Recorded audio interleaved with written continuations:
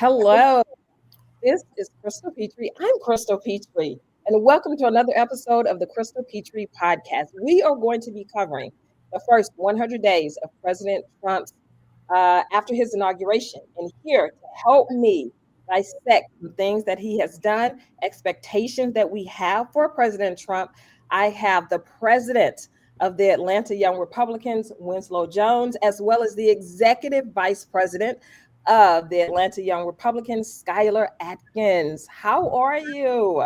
Doing great, Crystal. How are you doing? I'm good. I'm good. Thank you so much. Now, before we got on this podcast, Winslow was telling me some great late breaking news about Skyler. So I would like for you guys to fill my audience in on the great news. So, Yes. so I'll just go ahead and announce you. So, Skyler has been involved with the Georgia Log Cabin Republicans. He has been their treasurer and now the policy director, and he just got elected to the national board of directors for Log Cabin Republicans. So it's a huge honor, and he deserves it. And he worked really hard. And what's great about this organization is they are actually moving the needle with bringing more voters to the Republican Party. Well, congratulations, Skyler. If I had like the clapping, I'd audio it in for you. But here you go. Thank you. We are the Big Tent Party, and I'm here to make sure it stays that way. Excellent. As I was saying before we got on, that I have some heavy hitters on my podcast today. So my audience, you're welcome. My audience, you are welcome for this. But we are going to just dissect the first couple days that President Trump, since he's been sworn in, some policies that he's already done, some executive orders that he has already signed. So Winslow, I'll start with you. What are the key policy priorities that President Trump emphasized during his first few days as president, and how did they reflect what he campaigned on? So the first thing that jumps to mind is the immigration and the illegal immigration issues. So he's already signed the executive order that would basically limit going so far as to limiting the people that are here illegally, that their children may not even really be considered citizens because they're here illegally. However, the 14th Amendment does state that any natural born citizen here in the United States is naturally a citizen. So it'll be interesting to see how that way. Yeah. So and we'll see how for you, Skyler, what would you say? So bouncing off what she said, I think he's delivered on a lot of things. I'll tell you my top 3 highlights are immigration. I think everyone knows someone in their life that has been affected by the fentanyl crisis in this country, the opioid crisis here, and, stopping the flow of drugs across the northern and southern border. Keep in mind, it's not just the southern border. These drugs are coming on. We're declaring emergency there, putting an end to that, and hopefully curtailing some of the fentanyl flowing into this country, killing our kids in the suburbs, killing our kids in the cities, killing our kids in the country, killing everyone of every age. The second one for me was, government efficiency, cutting red tape in government, and making it so that, it's not so hard to get a road project done. I mean, we live in Atlanta. We know the roads here rival that of a third world country. So, having DOGE, the Department of Government Efficiency, that office set up specifically to look at the bureaucracy and decide what can we literally eliminate here to make these projects go faster so that people aren't waiting 10, 12 years on a project before it's actually executed. And I say, that's important to me. And I'd say probably the third one is, really taking the kind of identity politics out of the government. There's a lot of talk about that in the media lately, the DEI initiatives. Going back to a merit-based system is really important to me as a person and as a Republican. I think it's MLK's dream realized, not see color and see people for the merit that they bring to the table. It doesn't mean that people aren't beautiful for their various colors, but I see a person's heart, I see a person's brain. And none of us need to be lectured constantly by our academic and media agencies about, diversity, equity, inclusion, because I think we're now in a modern society where those things are behind us. So those are kind of the three things that are highlights for me and that I'm really proud of, and are going to set the tone for how he governs this country. Yeah, and I think too with this. Sorry, I mean to interrupt you. Yeah, but, go ahead.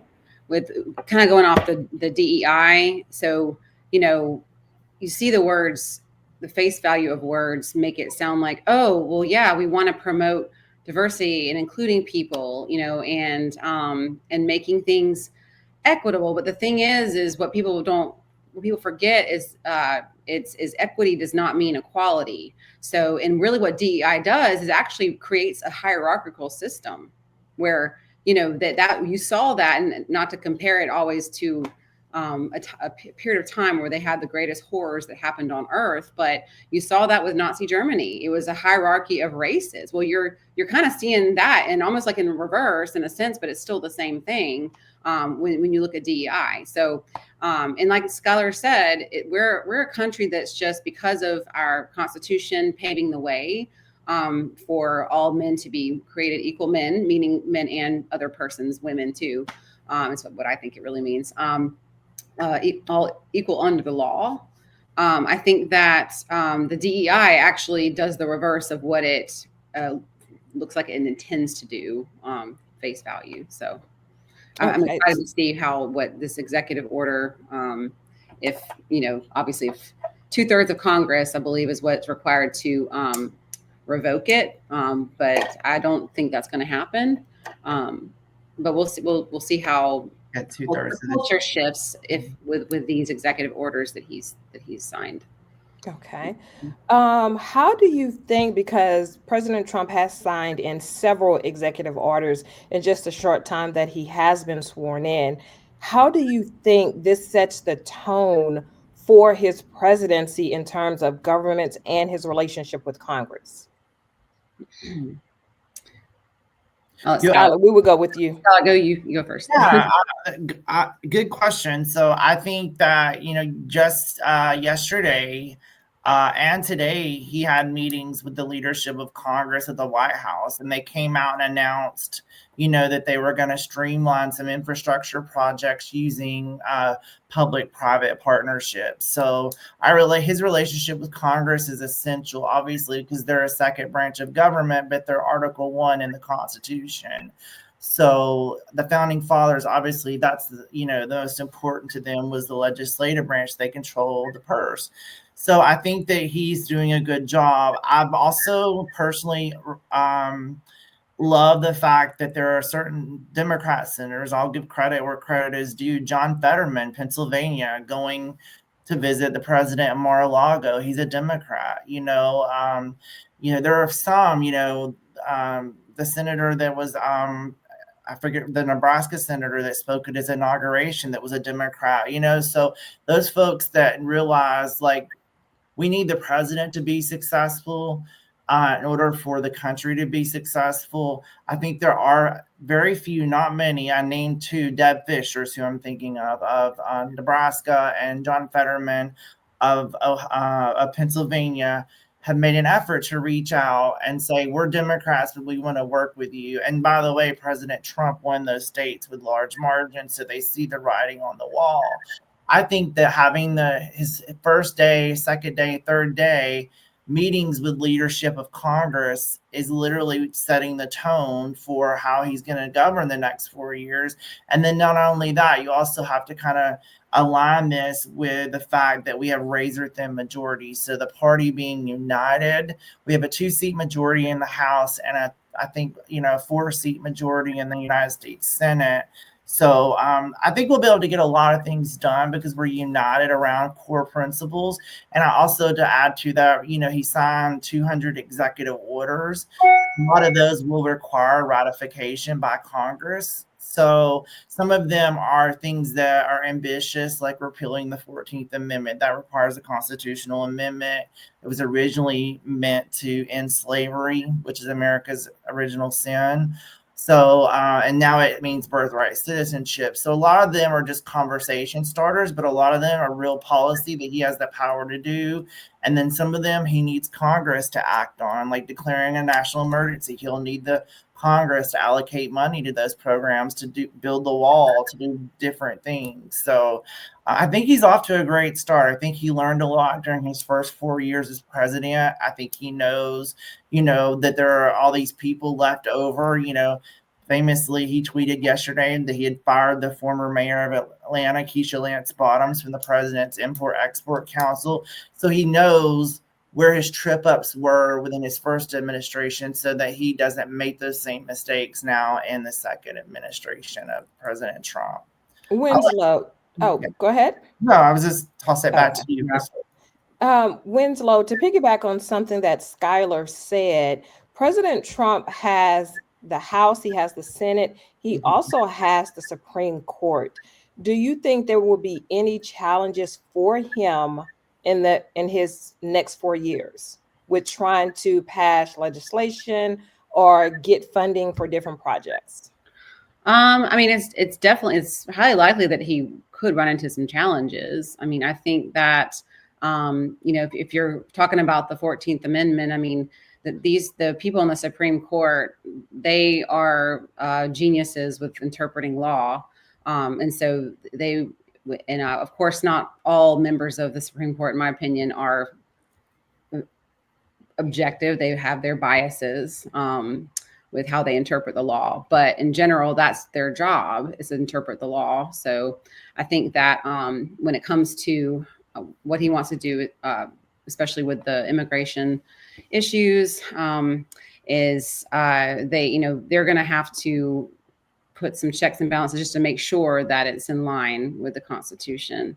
And of course, the context of what he was saying with how it was originally meant to help end slavery. I mean, those were different times. So the question I always have is, okay, how does that relate to the current times, and what purpose does that serve, and what purpose is he trying to carry out with that particular order? It may, on the surface, people tend to look at that, especially those that you have the argument where, if you're talking about immigration, that there are so many illegals that are kind of form like the backbone of certain industries and businesses and things like that.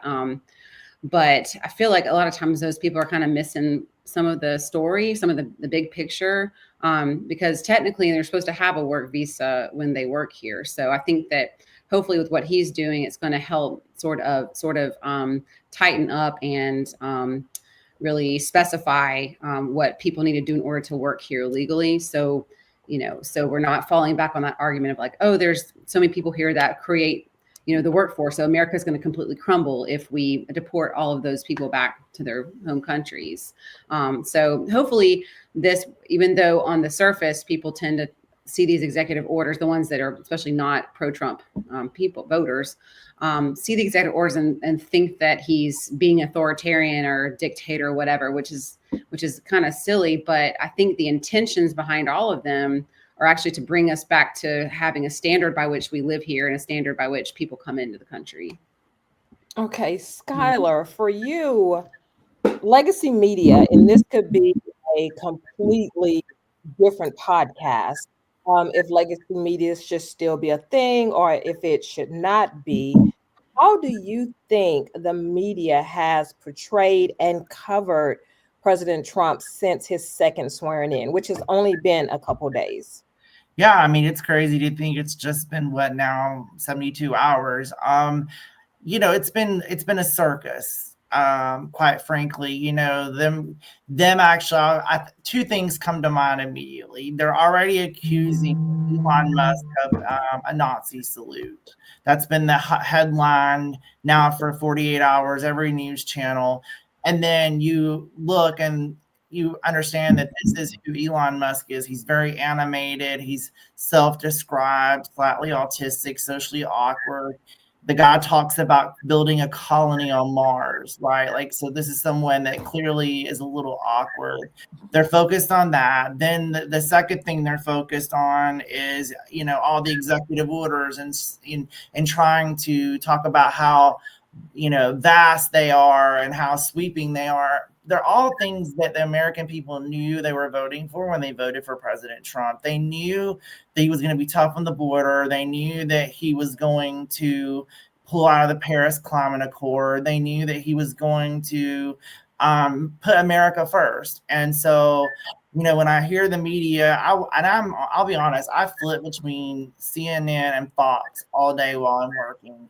And it's almost like two different worlds, because one is covering Elon Musk and whatever the latest drama is. And, Trump's a racist because he, closed the southern border, et cetera. And then I flipped to Fox and they're talking about how great everything is and wonderful. Well, I will say to that, the reason that I think that it's so biased and so the coverage has been bad is I feel no empathy at all for a person in a foreign country right now.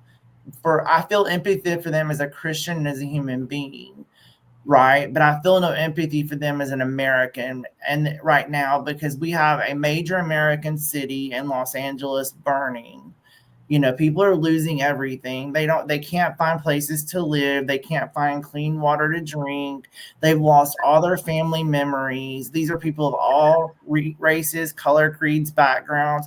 Then we still have places up in Asheville, North Carolina, one of our most beautiful cities here in the South, that was ravaged by a hurricane, where people are still living in hotels that FEMA is paying for.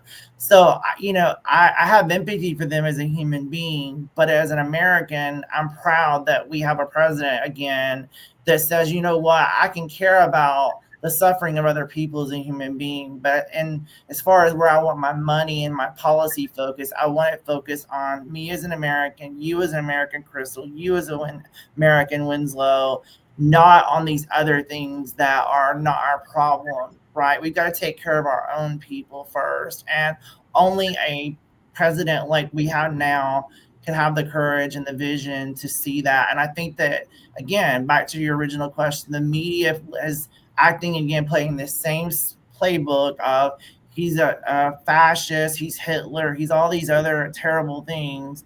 He's a flawed human being, just like all of us are. He's going to make mistakes. He says outrageous things, but he's doing exactly what he told us he was going to do when he won. And for the first time since 2004, I think it is, the Republicans won the popular vote.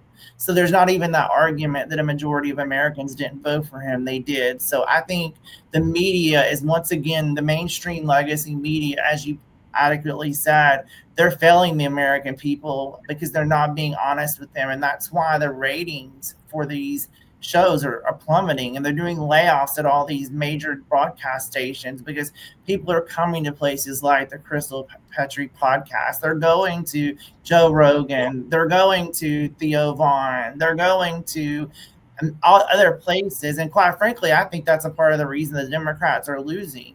They're too busy going to CNN and MSNBC and not coming and having organic conversations like we're having right now. I will say, Winslow and Skyler, that since President Trump has been sworn in, and even before, it has been must-see TV, because you tune in to see what is he going to say, what has he done. And you're right, Skyler, everything that he's saying and has done in the last 2 to 3 days since he's been sworn in is things that he said on the campaign trail. Right. So he has held true to everything that he campaigned on so far. Yeah. But I do want to get both of your thoughts, Winslow and Skyler, on something you spoke about briefly, Skyler, the Paris Climate Agreement. So President Trump signed executive orders to withdraw the United States of America from that agreement. What are your thoughts on that? Is that needed? Is it warranted? Does it align with his America's First agenda? Yeah. Winslow, we'll go to you first. Yeah, and so it's so this morning I flew in from DC and Skyler was so kind to pick me up, and so we were talking about that, and basically it's like we've been a part of this accord or whatever, and it's supposed to combat, the whole purpose is to combat climate change, this concept of climate change and helping the environment and everything, but really it's the countries that pollute the most are not even a part of it. So, or they're developing nations.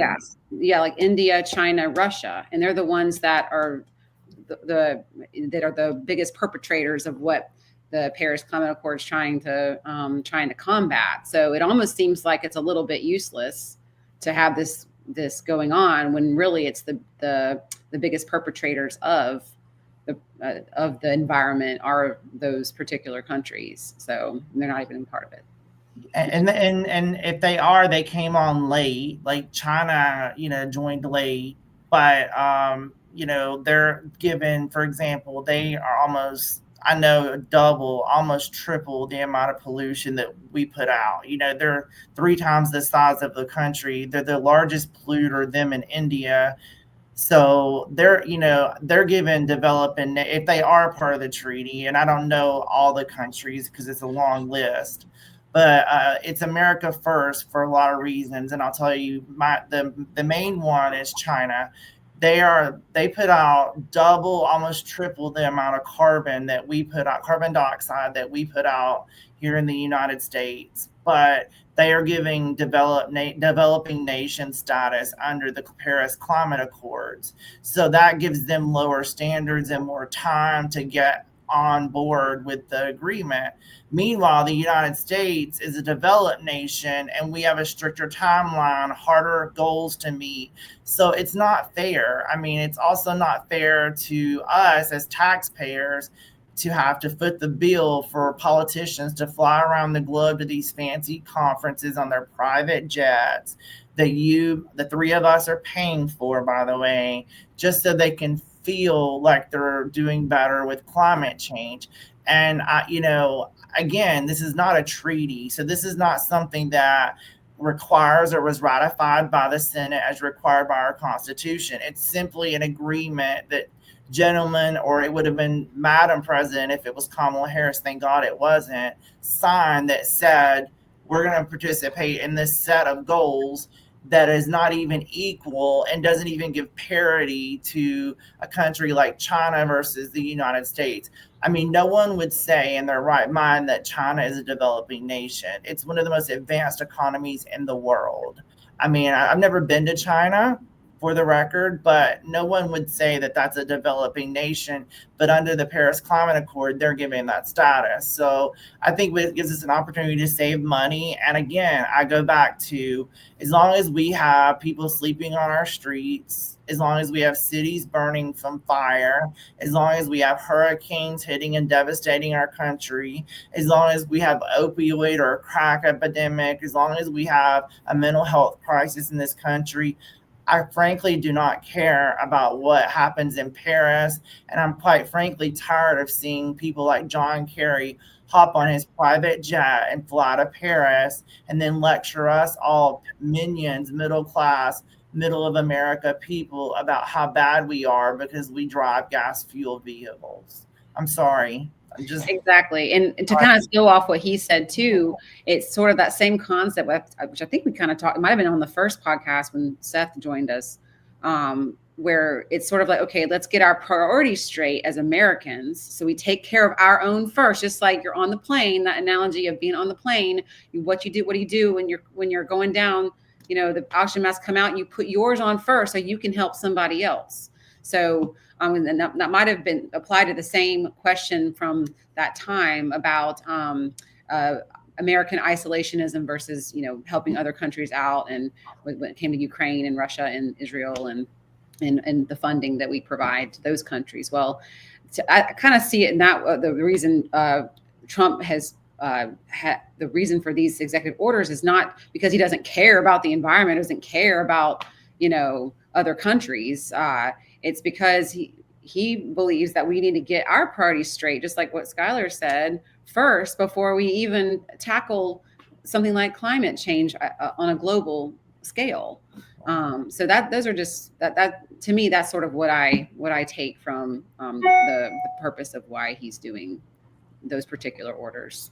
Well, let me get both of your thoughts on this. What do you think the global perception will be or is since President Trump has withdrawn the United States of America from the Paris Climate Agreement? Do you think that has strengthened what they think about us, or do you think it has turned negative on what the global perception is?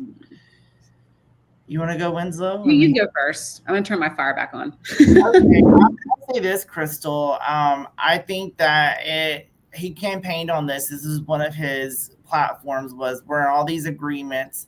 He started out pointing out that NATO, they need to pay more. Why are we propping this treaty up? And we're defending other countries, and they're not paying even their bill. And the same for the United Nations. So back to your specific question with the Paris Climate Accords, quite frankly, we know that the world respects President Trump because they are flying as literally he could not get a minute to drink a Diet Coke because every leader of a G7 nation was flying to Mar-a-Lago to talk to President Trump before he was even inaugurated. And so it was like everyone knew that if he was elected, as we talked about earlier, that we were going to withdraw from this agreement. So now that we're out of it, I really don't know that, President Macron of France or, Prime Minister of Canada, Trudeau, now exiting Prime Minister, that they really have much to say about it. And if they do, I don't know that we should care that much, because at the end of the day, we are still the world's greatest nation, the world's strongest nation. They all rely on us in one way or the other for their defense through NATO or our strength on the United Nations Security Council. And so, again, I don't really care about what a bunch of very rich people. Again, I want to refocus back to the topic of climate change. It is something that only affluent, rich people can afford to care about. Because you have to think about this. In India, one of the poorest nations on earth, they burn human feces for heat and fuel.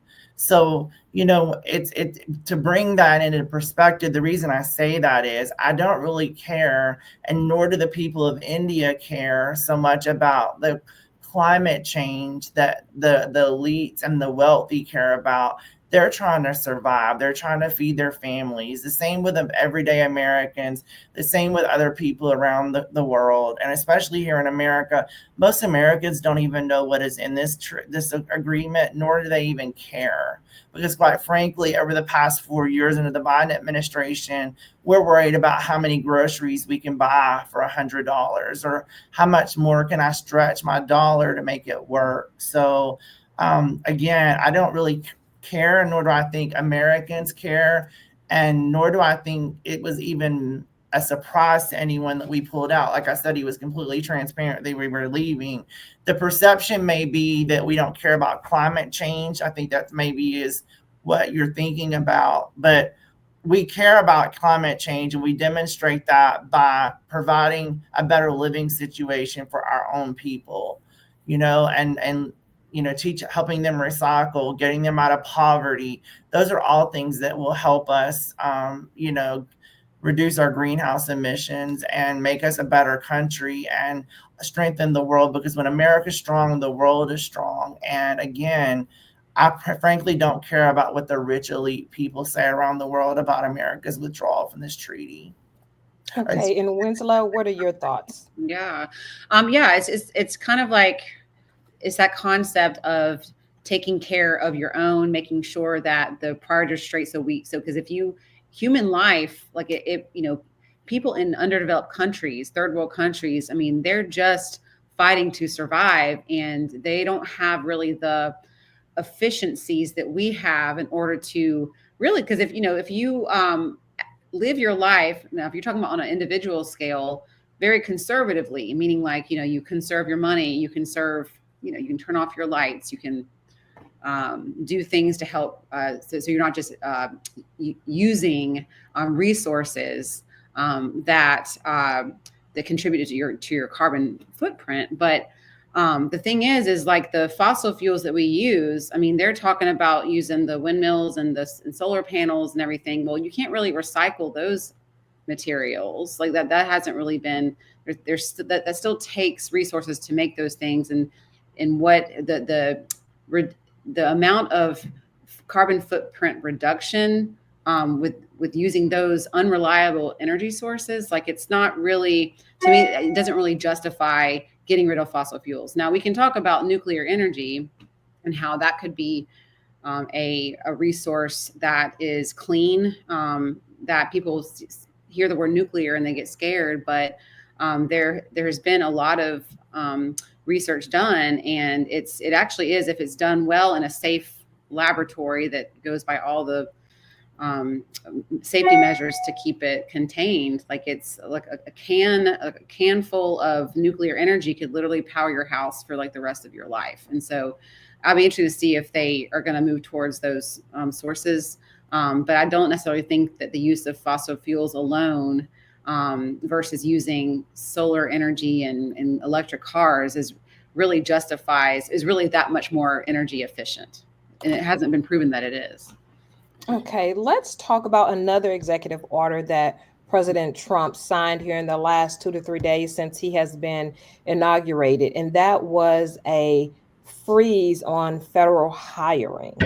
What are your thoughts on that? Is this going to be received by the federal employees and agencies in a positive manner or in a negative manner? Because I feel like maybe coming after that, people will be losing jobs because of the hiring freeze, or perhaps less people will be getting jobs because of the hiring freeze. What are your thoughts on that? Winslow, we'll start with you first.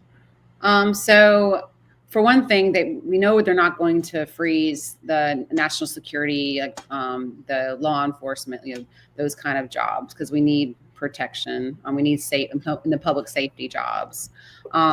And the thing, and Skyler had mentioned before to me that when we were talking about it, that it's really, when the government has shut down before, like it's not like most Americans really noticed it. It didn't really last that long. So I don't necessarily think it's gonna really affect. It's not that it won't affect people at all, but I don't see that it's going to affect like the workforce at large by any stretch of the imagination. Okay, and Skyler, what do you think? Yeah, I was gonna just kind of amen what she said. It's like we've had a government shutdown several times now. The one lasted a month and a half, and if you weren't on Social Security, I mean, if you are on Social Security, you still got your Social Security check. Medicare and Medicaid still went on. The only way you ever noticed the government was shut down for that month and a half, you went to a federal park, a national park site. And right. I would argue they did that mostly to make people angry, to call their congressmen and say, open the government back up.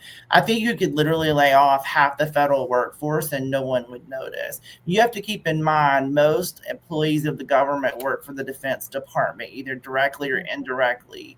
And I promise you, there's not a lack of what I call revolving door, meaning that those people will leave the Department of Defense, or they're applying to the Department of Defense, or they're applying, which, by the way, as she said, national security is exempt, so it doesn't even affect a lot of them. The ones that it will affect, that will either lose their jobs, they're going to go to a private company, and a private company is going to pick them up for their knowledge of the government.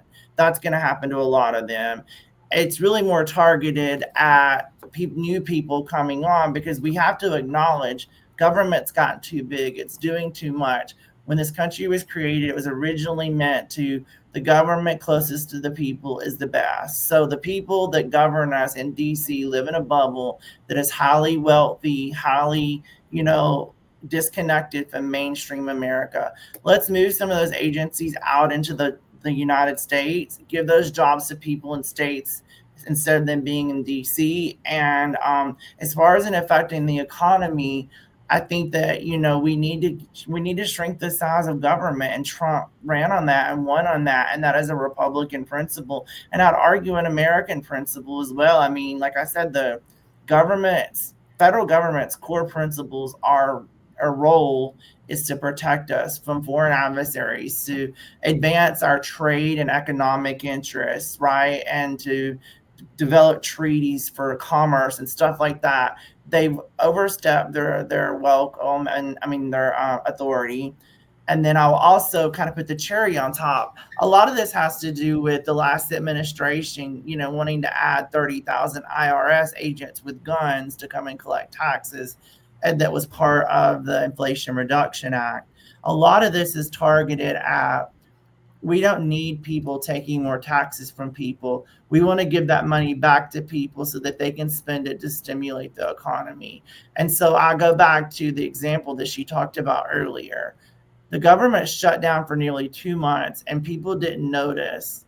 So that tells you that there's so many people that are just sitting around that you and I and Winslow are paying that are not doing anything or contributing anything. And not only that, if they are, is it something that is useful to us? Is somebody that's promoting, diversity, equity, inclusion, for example, is that really an essential function of the government? No, it should go away. And yes, we have to have people to collect the taxes, but it's not like we've had a problem in the past with them collecting taxes. The problem is every penny they take from you in taxes is theft because they're not paying you interest on it. So when people brag about getting a tax return, they're really just saying, hey, the government took too much from me and they didn't pay me any interest on it. So I will argue that those people should be going to the private sector. That's always where the jobs should come from. And security sensitive jobs are exempt. So people are not even going to notice this. And the places that they notice it won't be places that will anger them. No, like I said, no one will be angry that there are less IRS agents, quite frankly. And two, like just with correct on that, Skyler. Federal freeze, right? So it's not that affects us on like the state local level as much. Correct. So I think, so he has a point, and Skyler is kind of an example. So Skyler didn't work for the federal government, but he used to work for the city of Atlanta as an auditor. But he went for 10 years. And then he took his government, his knowledge and working for the government to private companies. So it's funny you mentioned that because that's exactly, except he didn't come from the federal government, but exactly sort of his track. So let's talk about something else that President Trump campaigned on heavily. He said that he would pardon those that were convicted and or locked up that had anything to do with the January 6th attacks.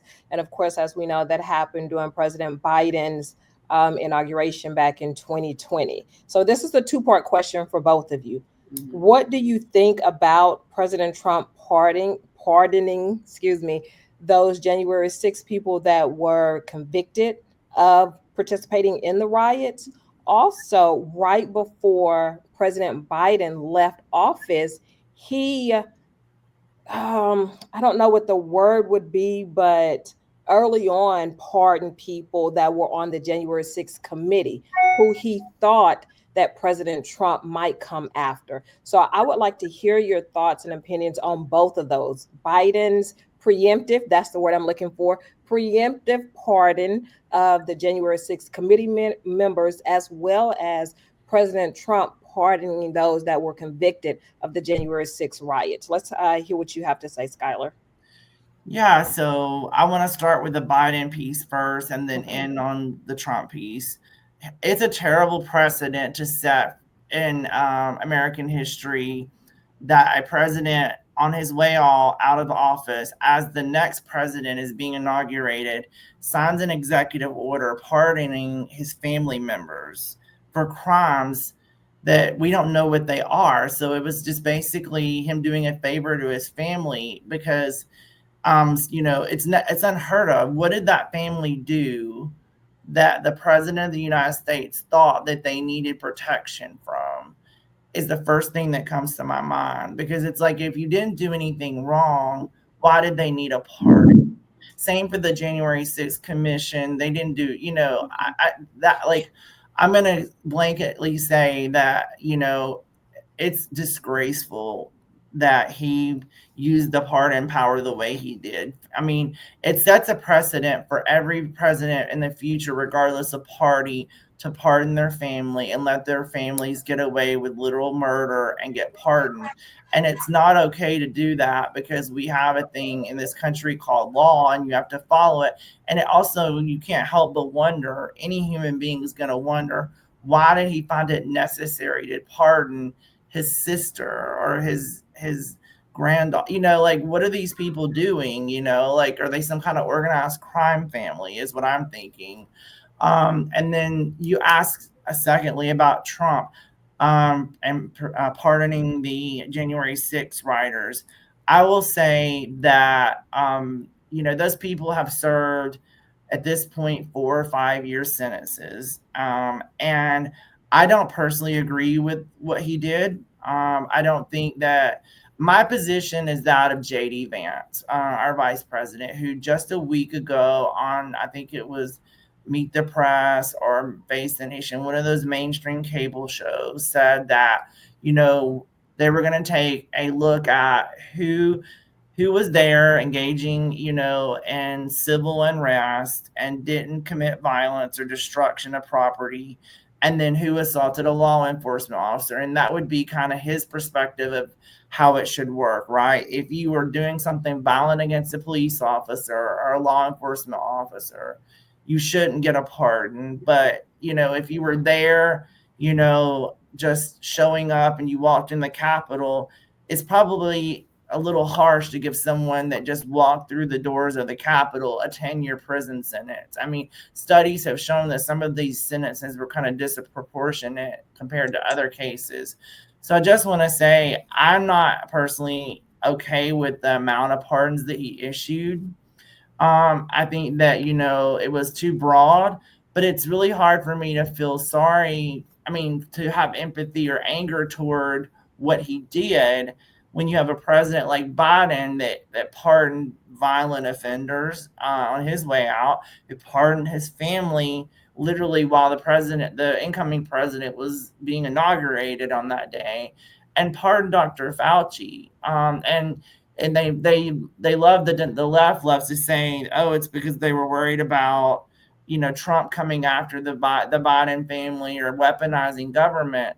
No president has been more persecuted by an abuse of government power more than President Trump. So it's ridiculous for them to use that argument, because that's exactly what they've been doing to anybody that visits President Trump, that's a fan of President Trump, or, likes his policies. They've been made out and weaponized, their homes raided. I mean, they raided Mar-a-Lago with the president and the first lady there and had orders to use lethal force if necessary. So, it's all about perspective. And I can disagree with his pardons, but I will also say, that the bar is so low now at this point of pardons that, it's hard for me to have a lot of outrage about it. But my position is that of Vice President Vance. We should have just pardoned those that had nonviolent offenses and left the others alone, because, again, we're back the blue party. We stand behind our law enforcement officers. Mm-hmm. And some of these folks that got let out are disgraceful people. And the same question to you, Winslow. What are your thoughts on President Biden preemptively pardoning January 6th committee members, and then President Trump pardoning January 6th rioters? What are your thoughts on that? Yeah, well, I was also, it was brought to my attention too that it might have been even in 2021, or maybe what Biden was campaigning on too back in 2020, was that he said he actually wouldn't do any pardons like that. And come to find at the very last minute, he pardons all these family members. It makes you, like he said, it makes it very suspicious. And we all know the Hunter Biden scandal with the laptop, and we've, the whole world is seeing evidence of all the transgressions that he's made. And so I think that it's sort of, it reiterates the hypocrisy of the left, what Biden did. And like Skyler said, the precedent now he's setting this precedent that's like, okay, well, let's just see how many people we can pardon right before I exit the door. And that's, to me, it's like, okay, why didn't you pardon them before? Like, why wait? The same thought has crossed my mind too when the legal system, the justice system was used as a weapon against Trump. If we're talking about the Stormy Daniels case, like in New York City, it's kind of like, why all of a sudden now are you bringing this up 15, 20 years later? What part did you have to play in it? I mean, like, Trump's flawed just like anybody else. Like, why, so it's just interesting how there's just a lot of using the legal system to go after your political opponents is wrong. And I think that President Trump has gotten that more than anybody. And I just think it's just odd that our outgoing president just did this last minute right before he's inaugurated. So it just kind of puts like a weird taste in my mouth and makes me very suspicious. But the J6, yeah, I mean, I think that any of the violence that was committed on that day, those people need to serve out their sentences. But I think that, yeah, it was too harsh on those that just probably were a little bit naive and just thought they were part of a movement to do what they thought was right. And it needs to be a little bit more specific about like why certain people are serving out these prison sentences when really they didn't commit any violent crimes. So that so I can understand how he would pardon people like that. But, yeah, I think that it needs to be fair to the law too, fair to the American people and them basically using the law to bring about justice. And so I just don't, I know that Trump may have kind of a proclivity towards helping those that he believes are loyal to him. And I think the heart behind that is not bad, but I do think that we still need to follow the law. And if someone did attack a police officer and hurt another police officer, because there were injuries, would I call it an insurrection? I mean, that's debatable. I mean, there was much more crime that happened in the summer of 2020 all around the United States with the riots and the BLM and Antifa riots. And so many more people were hurt and died during that era versus that one day in January 6th. And there's always so much attention on that from the left. But I do think that, yeah, I mean, I think that the people that actually committed crimes of violence against the police officers and others need to serve out their terms. But I think that they need to look in more depth at the people that really didn't do any violence. They just thought they were there, part of something, part of a movement. So, and I just want to add, I mean, during the summer of 2020, back to exactly what Winslow was saying, a federal courthouse was firebombed by in Portland, constantly for months. They were throwing Molotov cocktails, firebombs. They had a basically chaos there. No one that, they didn't throw those people in jail and give them 20, 30-year sentences. I think of with Kenosha, Wisconsin, I think it was, where they destroyed that city and no one really got paid the price for that. I think of, in Atlanta, all those small business owners on Peachtree Street that had their businesses destroyed. We still never got justice for them, even here in Georgia. So it's really hard to be angry about January 6th too much. I am very angry about it.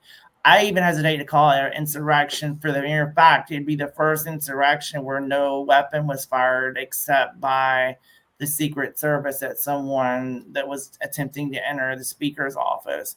But I will say it was a tragic day in every sense of the word. And by no means am I here please don't edit or please don't take it that I'm excusing what happened on January 6th at all. I'm just saying let's be consistent with our outrage. Let's be consistent with our application of the law.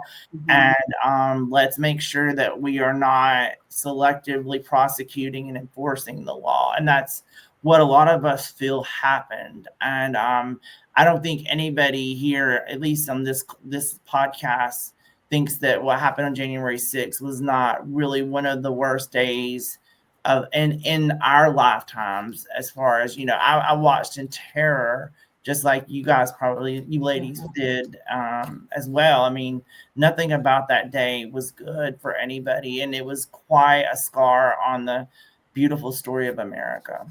You are right, Skyler. I watched as well, and I just watched in heart, could not believe what I was seeing, what I was hearing, and what I was witnessing. And I feel like January 6th is one of those days where people will always know where they were and what they were doing when they saw it or when they heard about it. It will definitely be one of those days. As we are getting ready to wrap up, my final question is going to be something a little lighter, or at least I consider it a little lighter, and that's TikTok. So TikTok, the Chinese-owned company, is back, and it's no longer shut down. When it was shut down, I think maybe a day or a day and a half, a lot of the American social influencers were outraged. We saw the videos of them crying, of them not understanding what happened.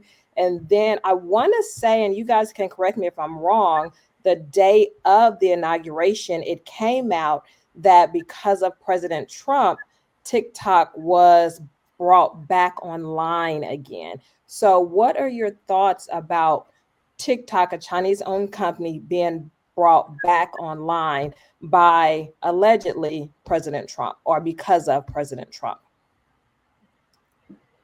Well, I mean, I always had that concern just from what I've heard, what I've read, that, I mean, TikTok is basically a medium through which the Chinese can influence young Americans, especially. And it's real scary what can go on. But the ban itself, I mean, to me, it's kind of like they were sort of putting their foot down with it, say, hey, we can do this. Like we can put a ban on something that we find harmful, like, to our country. And Skyler can probably articulate a little bit more about the TikTok ban than I can, because I was so busy with work that I didn't have time to read up on it, honestly, to be honest with you. But yeah, I mean, people, it definitely was sort of the hot topic for a little while there, and people were making jokes about going back to other social media forms of getting their content out. And so I think that this definitely showed like what influence that TikTok has on our culture, especially with young people. So to me, that's a little, when it's Chinese, I think, well, Chinese owned, mostly Chinese owned, then it's a little scary too, that the information that's passed around and shared, they have direct access to it. That I mean, I don't use TikTok, so it didn't really affect me personally. But you can see how it did affect how when we use social media to communicate with just about everything and how we receive information. So so I personally don't have really no problem with it shutting down, especially if it's fueling the Chinese government with information. So it's real scary to think about. And what are your thoughts on that, Skyler, about TikTok being back and allegedly President Trump helping with that? Yeah, so it's twofold. So I think that personally, I'm not on TikTok because here's the problem. They had a federal mandate from Congress to sell it by a certain date. They failed to reach a deal and made it go black. And because President Trump posted on Truth Social that he was going to work a deal out, and he gave them until, I think, April to sell the company to an American-owned company. And his proposal is actually smart. So the owner, I've studied this issue a lot because I care a lot about the Chinese influence in the United States. You know, we can talk all day about their buying of farmland, their parts in our cell phones and our TVs, and their influence is scary. So back to TikTok specifically, President Trump's proposal is actually pretty smart. He says that if the United States does not have TikTok, it's useless because it's actually banned in China, as you may know. So the Chinese Communist Party doesn't even let their own people use this app, but the United States is its biggest user. And there are people that their livelihoods literally depend on TikTok. So I'm empathetic to those Americans that are legitimately making business and getting, sponsorships, etc. on that platform. But the other side, my logical brain to me says, why is this Singaporean born man that is, with ties to the Chinese Communist Party, why is he so resistant to selling or having some sort of partnership with an American company so that the United States can give Americans assurances that they're not being spied on, their data is not being sold to the Chinese Communist Party? Because as it stands right now, if you have the app on your computer or your phone or your tablet, they are listening to you, they are watching you, they see every email you send, they see every text message you send. And you may think that's harmless at first, but what are they doing with that data? And I think the research speaks for itself. It declines our mental health. It makes us miserable. That every study that has been done about social media tells us that it's very bad for your mental health. It's especially bad for women and young girls' mental health. That concerns me as a human being and as an American. And then it also concerns me that they're using that data to then feed back to children and confusing them on things like gender and sex and Israel. There is a lot of research out there that shows the more time you spend on TikTok, the more likely you are to have a negative opinion of Jewish people or the state of Israel and people of Israel. So it's not just harmless that they're collecting your data. It should scare every person that has this app on their phone that at any time they can turn your microphone on and listen to what you're saying. And think of how dangerous that is if you are government devices already banned. When I worked at the city and I did work at the state, they've been banned for years. You could never have this app on your phone. And that tells you a lot. But if you have it on your personal phone, think of how dangerous it is. America's biggest threat is China and, some argue Russia, but definitely China with their threats to invade Taiwan. But think of how dangerous and scary it is that, okay, I'm the governor of Wyoming. Let's say I'm making up a scenario here. Think of how scary it is that, okay, I can't have it on my state of Wyoming cell phone because every elected official for open records reasons, they have to have two cell phones, one to conduct their government business on and one to conduct their personal business on. The government device doesn't have TikTok, but in that pocket with the phone that has TikTok is a phone that the Chinese Communist Party me as the governor of Wyoming, they can turn on and listen to me while I'm in a sensitive national security or a state security briefing. So it's terrifying to me to think that, what if I'm trying to put out a riot in Wyoming somewhere and the Chinese Communist Party is sending in their sleeper cell people to agitate this, to start a real insurrection or revolution, or they use that information against the governor to make him a Chinese asset. Maybe I, as the governor of Wyoming, have a bad relationship in my past that now the Chinese know about, and they use that as leverage to extort me to act against American interests as the governor of a state. And then let's say I get elected to the United States Senate, they've got dirt on me there, so we can't. From everything from mental health to the security concerns that I've just articulated, this is a dangerous app. And not only is it dangerous, it should concern every American that you've had Kevin O'Leary from Shark Tank, who's put an offer on the table they've denied it. Walmart has offered to buy it. And today it was announced that Oracle's founder, who's one of the richest people on the planet, wants to buy the app. It's useless if it's not. It has no value if it's not allowed in America. And I will close with what President Trump's plan is, and I support it. His plan is to have a joint venture, meaning that the United States would own half the app in partnership with a private American citizen that owns a business or a private company.